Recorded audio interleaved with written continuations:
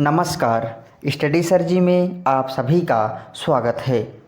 आज हम इस वीडियो में एनसीईआरटी की कक्षा छठी की हिंदी पाठ्य पुस्तक वसंत भाग 1 के 10वें पाठ झांसी की रानी, इस पाठ के दूसरे भाग जिसमें हम सारांश और शब्दार्थों को पढ़ेंगे।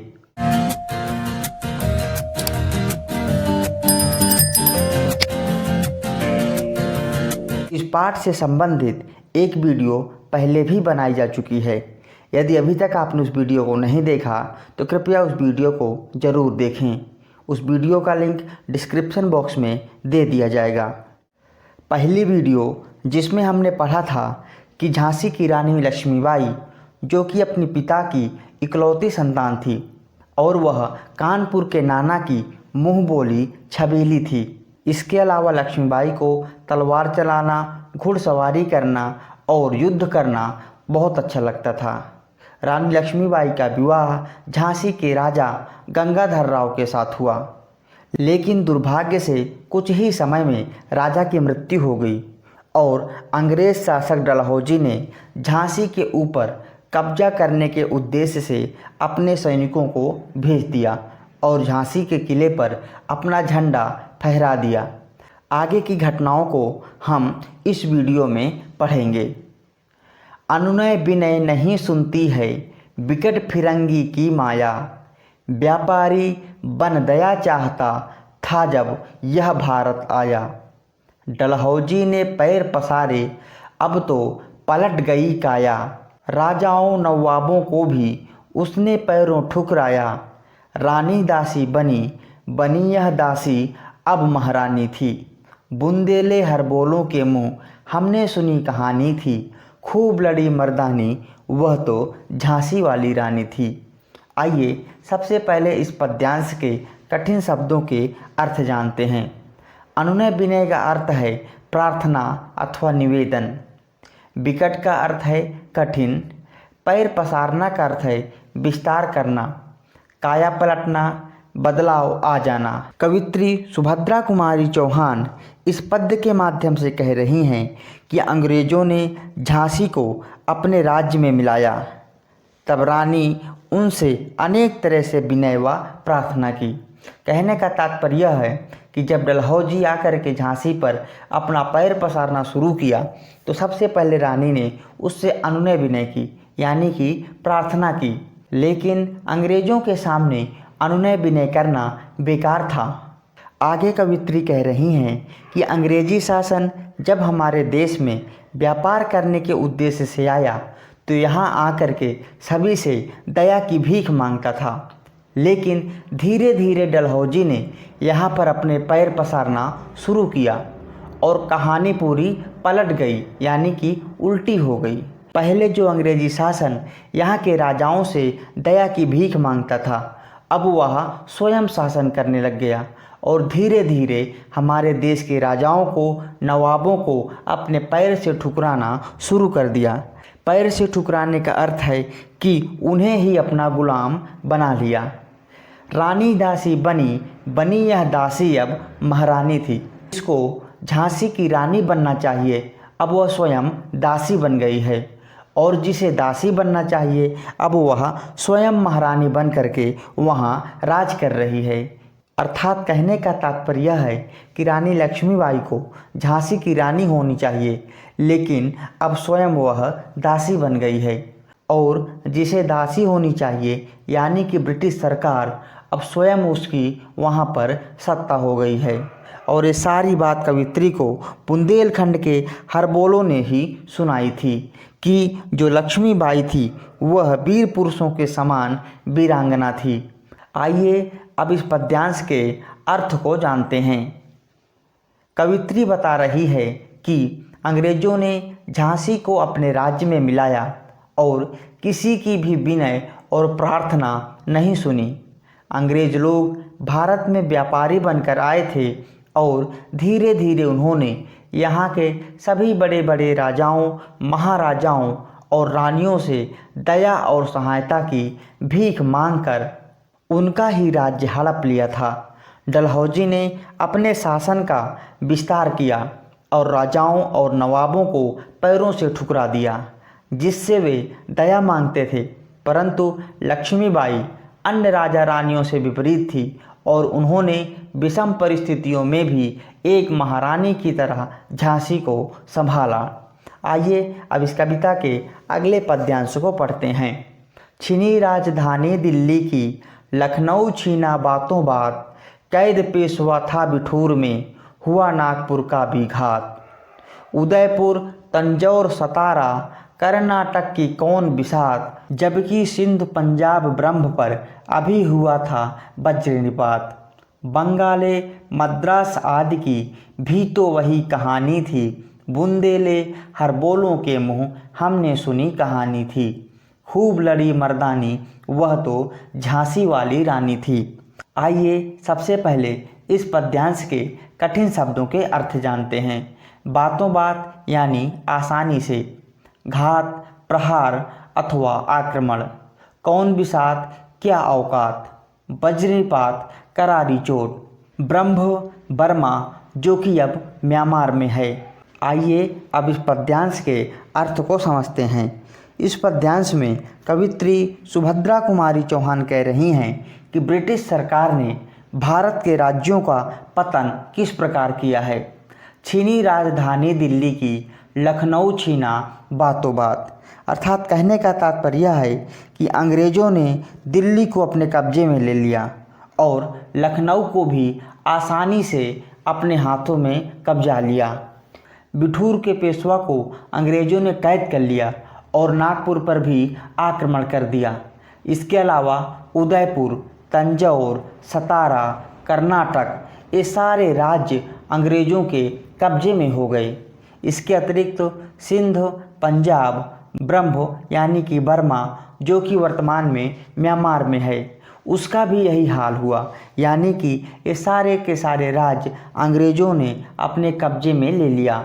बंगाले मद्रास आदि की भी तो वही कहानी थी, अर्थात बंगाल और मद्रास भी ये सारे के सारे राज्य अंग्रेज़ों के अधीन हो गए।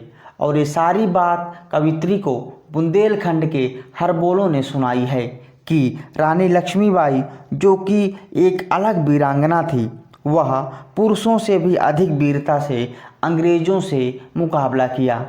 आइए अब इस पद्यांश के अर्थ को पढ़ते हैं। 1857 के संग्राम में भारत के राज्यों के पतन के बारे में बताती हुई कवित्री कह रही हैं कि मैं उन सभी राज्यों की चर्चा कर रही हूँ कि जिन्हें अंग्रेज़ों द्वारा हड़प लिया गया था, जो कि निम्न हैं: दिल्ली, लखनऊ, बिठूर, नागपुर, उदयपुर, तंजौर, सतारा, कर्नाटक, सिंध प्रांत, पंजाब, बंगाल और मद्रास। अर्थात ऐसा कोई क्षेत्र नहीं बचा था जहां बेईमान अंग्रेज़ों ने अपना अधिकार नहीं जमाया हो। आइए अब इस कविता के अगले पद्यांश को पढ़ते हैं। रानी रोई रनिवासों में, बेगम गम में थी बेजार, उनके गहने कपड़े बिकते थे कलकत्ते के बाजार। सरेआम नीलाम छापते थे अंग्रेज़ों के अखबार, नागपुर के जेवर ले लो, लखनऊ के लो 9 लाख हार। यूँ पर्दे की इज्जत पर देसी के हाथ बिकानी थी, बुंदेले हर बोलों के मुँह हमने सुनी कहानी थी। खूब लड़ी मर्दानी, वह तो झांसी वाली रानी थी। आइए सबसे पहले इस पद्यांश के कठिन शब्दों के अर्थ देख लेते हैं। रनिवास का अर्थ है रानियों के रहने का कमरा। बेजार पीड़ित अथवा परेशान। सरेआम सबके सामने। नीलाम बोली लगाकर सामान बेचना। नौलख बहुमूल्य। बिकानी बिकना। कवित्री इस पद्य के माध्यम से बता रही हैं कि अंग्रेज़ों ने झांसी के ऊपर किस प्रकार से अत्याचार किया। रानी जो कि राजा की मृत्यु तथा अंग्रेज़ों के द्वारा झांसी पर कब्जा कर लेने के कारण रनिवास में बहुत ज़्यादा दुखी होकर रो रही है, और बाकी दूसरी रानियां और अन्य स्त्रियां भी जो कि काफ़ी परेशान हो रही हैं। क्योंकि उनके जो गहने थे, जो कपड़े थे, सारे कलकत्ते के बाज़ार में अंग्रेज़ों के द्वारा सरेआम बेचा जा रहा था। यहाँ तक कि अंग्रेज़ लोग कपड़े और गहनों को बेचने के लिए अखबारों में नीलामी छापते थे कि नागपुर के जेवर ले लो और लखनऊ के नौलख हार यानी कि बहुमूल्य कपड़े और गहने खरीद लो। जो कपड़े झांसी की औरतों और रानियों की शोभा थी, पर्दे की इज्जत थी, वे अब अंग्रेज़ों के द्वारा दूसरे के हाथ बिक रहे हैं। यह कहानी हमने बुंदेलखंड के हरबोलों के मुंह से सुनी है कि झांसी की रानी लक्ष्मीबाई मर्दों के समान युद्ध में लड़ाई किया। आइए अब इस पद्य के अर्थ को जानते हैं। इस पद में क्रूर अंग्रेज़ों की निर्लज्जता का वर्णन है। रानियां और अन्य स्त्रियां सभी दुखों से परेशान थीं। उनके कपड़े और जेवर तक छीनकर नीलाम कर दिए गए थे। अंग्रेजी अखबार नीलामी की खबरें सबके बीच पहुंचा रहे थे। वे गहने जो औरतों तथा रानियों की शोभा थी, पर्दे की इज्जत थी, वे अब सरेआम अंग्रेज़ों के द्वारा बाज़ारों में बिक रहे थे। आइए अब इस पाठ के अगले पद्यांश को पढ़ते हैं। कुटियों में भी विषम वेदना, महलों में आहत अपमान, वीर सैनिकों के मन में था अपने पुरखों का अभिमान। नाना धुंधु पंत पेशवा जुटा रहा था सब सामान, बहन छबीली ने रणचंडी का कर दिया प्रगट आह्वान। हुआ यज्ञ प्रारंभ उन्हें तो सोई ज्योति जगानी थी, बुंदेले हरबोलों के मुँह हमने सुनी कहानी थी। खूब लड़ी मर्दानी वह तो झांसी वाली रानी थी।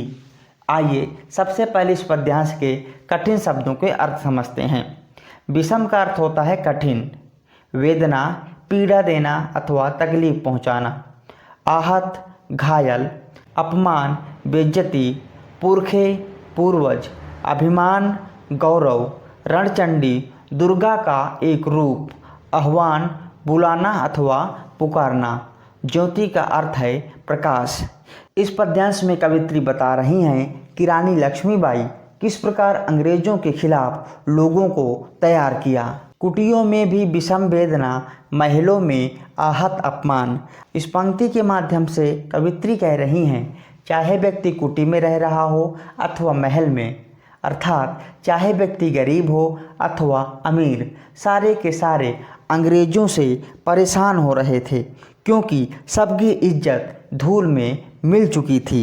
लेकिन झांसी के जो वीर सैनिक थे वो अंग्रेज़ों के सामने कमज़ोर नहीं पड़े थे क्योंकि उन सैनिकों को अपने पुरखों का अभिमान था, यानी कि अपने पूर्वजों का जो गर्व था वो उनके अंदर कूट कूट कर भरा हुआ था।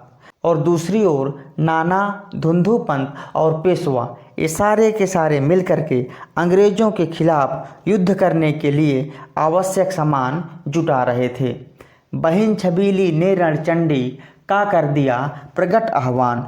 और दूसरी ओर बहन छबीली जो कि रानी लक्ष्मीबाई के बचपन का नाम था, रानी लक्ष्मीबाई ने भी अपने राज्य की सभी स्त्रियों को अंग्रेज़ों के खिलाफ लड़ने का प्रशिक्षण दे करके उनको अपनी सेना में मिला लिया।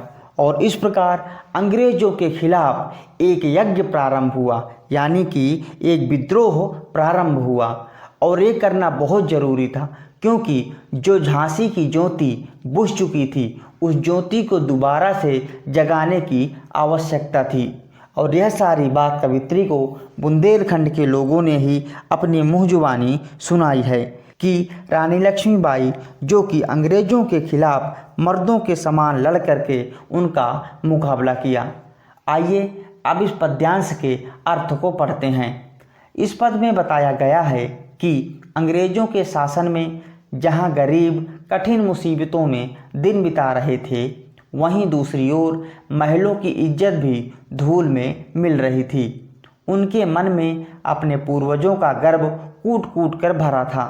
सभी सैनिक नाना साहब पेशवा जी के नेतृत्व में युद्ध करने को तैयार थे। और दूसरी तरफ उनकी मुँहबोली बहन लक्ष्मीबाई ने भी अंग्रेज़ों से लड़ने का निर्णय कर लिया। उन्हें अपनी खोई स्वतंत्रता को पुनः याद दिलाने की ज्योति जगानी पड़ी। आइए अब इस पाठ के अगले पद्यांश को पढ़ते हैं। महलों ने दी आग, झोपड़ी ने ज्वाला सुलगाई थी, यह स्वतंत्रता की चिंगारी अंतरतम से आई थी। झांसी चेती, दिल्ली चेती, लखनऊ लपटे छाई थी, मेरठ, कानपुर, पटना ने भारी धूम मचाई थी। जबलपुर, कोल्हापुर में भी कुछ हलचल उकसानी थी, बुंदेले हरबोलों के मुँह हमने सुनी कहानी थी। खूब लड़ी मर्दानी, वह तो झांसी वाली रानी थी। आइए इस पद्यांश के कठिन शब्दों के अर्थ जानते हैं। अंतरतम का अर्थ है हृदय से। चेती जागृत हो गई। लपटे छाना प्रचंड रूप से फैल जाना। इस पद्य में कवित्री कह रही है कि नाना धुंधु पंत, पेशवा और रानी लक्ष्मीबाई ने जो अंग्रेज़ों के खिलाफ विद्रोह किया था, वह विद्रोह की आग पूरे देश में फैल गई। महलों ने दी आग, झोपड़ी ने ज्वाला सुलगाई थी। अर्थात अंग्रेज़ों से अपनी आज़ादी छीन लेने की बात महलों में आग की तरह फैल गई। अर्थात सभी लोगों के मन में अंग्रेज़ों के खिलाफ गुस्सा ही गुस्सा दिखाई दे रहा था। और यह जो स्वतंत्रता की चिंगारी थी, अंग्रेज़ों से अपने देश को किस प्रकार स्वतंत्र किया जाए, इसकी जो चिंगारी थी, यह लोगों के अंतर मन से यानी कि हृदय से आ रही थी। सारे के सारे लोग अपने देश को अंग्रेज़ों के शासन से मुक्त करना चाहते थे। झांसी और दिल्ली अब धीरे धीरे चेत चुकी थी। लखनऊ भी यह लपटे पहुंच चुकी थी, यानी कि अंग्रेज़ों के खिलाफ जो विद्रोह था वह लखनऊ भी पहुंच गया। लखनऊ के अलावा मेरठ, कानपुर, पटना इत्यादि में भी अंग्रेज़ों के खिलाफ विद्रोह शुरू हो गया। इसके अलावा जबलपुर और कोल्हापुर यह भी पीछे नहीं थे।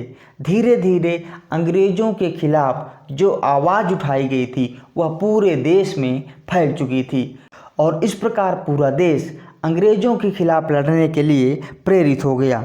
यह कहानी हमने हरबोलों के मुंह से सुनी थी कि झांसी वाली रानी लक्ष्मीबाई अंग्रेज़ों के खिलाफ मर्दों के समान लड़ी थी। आइए अब इस पद्यांश के अर्थ को समझते हैं। इस पद में यह बताया गया है कि विद्रोह की जो चिंगारी देश के हर राज्य में सुलग रही थी, चाहे वो झांसी हो या लखनऊ, दिल्ली हो, मेरठ हो, कानपुर हो अथवा पटना, राज्यों के राजाओं ने भी इसमें अपना पूरा साथ दिया। साथ ही साथ जबलपुर और कोल्हापुर जैसे बड़े बड़े शासकों ने भी सन 1857 की इस क्रांति में बढ़ चढ़ करके हिस्सा लिया। आइए अब इस कविता के अगले पद्यांश को पढ़ते हैं। इस स्वतंत्रता महायज्ञ में कई वीरवर आए काम, नाना धुंधु पंत तांतिया, चतुर अजीमुल्लाह सरनाम। अहमद शाह मौलवी ठाकुर, कुंवर सिंह सैनिक अभिराम, भारत के इतिहास गगन में अमर रहेंगे इनके नाम। लेकिन आज जुर्म कहलाती उनकी जो कुर्बानी थी, बुंदेले हरबोलों के मुँह हमने सुनी कहानी थी। खूब लड़ी मर्दानी, वह तो झांसी वाली रानी थी। आइए सबसे पहले इस पद्यांश के कठिन शब्दों के अर्थ जान लेते हैं। काम आना का अर्थ है कुर्बानी देना। अभिराम का अर्थ है मनमोहक। गगन का अर्थ है आकाश और जुर्म का अर्थ है अपराध। कवित्री इस पद्य में उन वीरों के नाम बता रही है जिन्होंने इस स्वतंत्रता संग्राम की लड़ाई में अपनी कुर्बानी दे दी थी। इस स्वतंत्रता महायज्ञ में अर्थात देश को स्वतंत्र करने का जो महायज्ञ था, इसमें बहुत सारे वीर काम आए।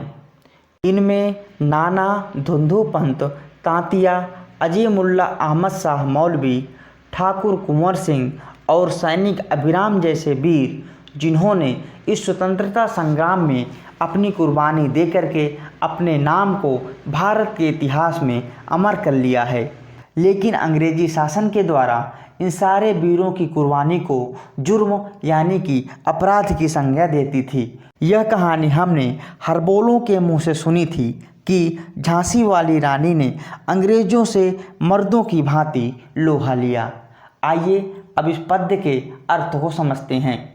इस पद में हमारे स्वतंत्रता संग्राम में लड़ने और शहीद होने वाले कई बड़े वीरों का नाम उल्लेख किया गया है, जैसे कि नाना धुंधुपंत तांतिया, चतुर अजीमुल्ला सरनाम, अहमद शाह मौलवी, ठाकुर कुंवर सिंह और सैनिक अभिराम आदि ऐसे ही वीर और साहसी क्रांतिकारी थे। भारत की स्वतंत्रता के इतिहास रूपी आकाश में इनका नाम सूरज चांद की तरह हमेशा अमर रहेगा। उनकी इस कुर्बानी, त्याग और बलिदान को अंग्रेज अपराध कहते थे। तो इस प्रकार झांसी की रानी इस पाठ के भाग 2 को हमने पढ़ लिया है। आशा करता हूँ यह वीडियो आप सबके लिए मददगार साबित होगी। यदि अभी तक आपने हमारे चैनल को सब्सक्राइब नहीं किया है तो कृपया हमारे चैनल को सब्सक्राइब करें और हमारे चैनल के साथ बने रहें। वीडियो देखने के लिए बहुत बहुत धन्यवाद।